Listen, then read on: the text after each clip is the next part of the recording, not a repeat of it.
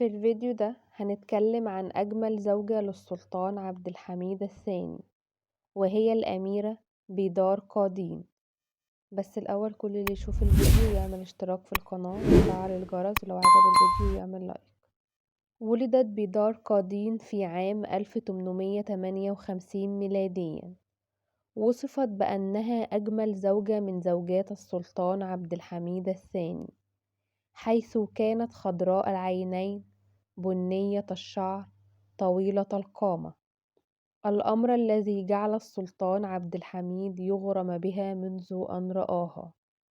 لم تكن جارية، بل ولدت بيدار قادين أميرة، حيث ولدت في القوقاز للأمير إبراهيم بيك وزوجته الأميرة جورجيا ساهيكا. ذهبت بيدار قادين وهي في سن صغير إلى بلاد السلطان العثماني، حيث تم تزويجها من الأمير عبد الحميد عام 1875 ميلاديا، وكانت إنذاك في 17 من عمرها. لم تفتن بيدار قادين زوجها فقط بجمالها الأخاذ، حيث أعجب أيضا بشخصيتها الملكية وجراءتها في التصرف. حملت بيدار قادين بعد فترة قصيرة جدا، ووضعت ابنتها السلطانة فاطمة نعيمة في 5 سبتمبر 1876 ميلاديا. وبعد ولادتها بأيام قليلة صعد السلطان عبد الحميد إلى العرش، ولأن السلطانة الصغيرة كانت بشرة خير على والدها، فقد كان السلطان عبد الحميد يتيمن بها كثيرا، وكانت مقربة منه دائما. واشتهرت أيضا بلقب ابنة الجلوس على العرش. عاشت بيدار قادين في أول الأمر في دلمة بهيدة شاه، ثم انتقلت إلى قصر يلدز عام 1877 ميلاديا.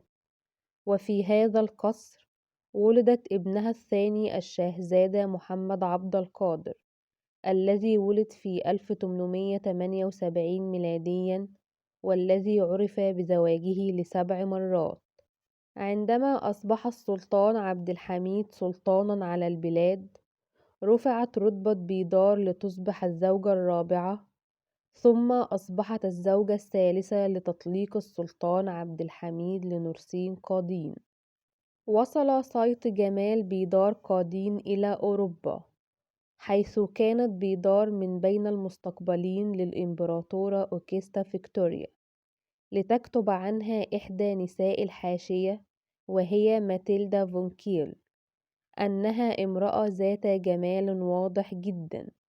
وفي أكتوبر عام 1898 ميلاديا التقت بيدار بالإمبراطورة مرة أخرى، حيث طلبت الإمبراطورة أن تراها، وذلك طبعا إدراكا منها لجمالها.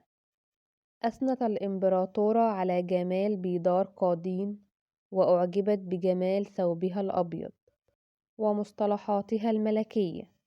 وعندما تم عزل السلطان عبد الحميد الثاني عام 1909 وتم نفيه إلى سالونيك، كانت بيدار من ضمن الزوجات اللاتي ذهبن معه لتتمكن من العودة مرة أخرى عام 1912 وتستقر هناك في إحدى القصور.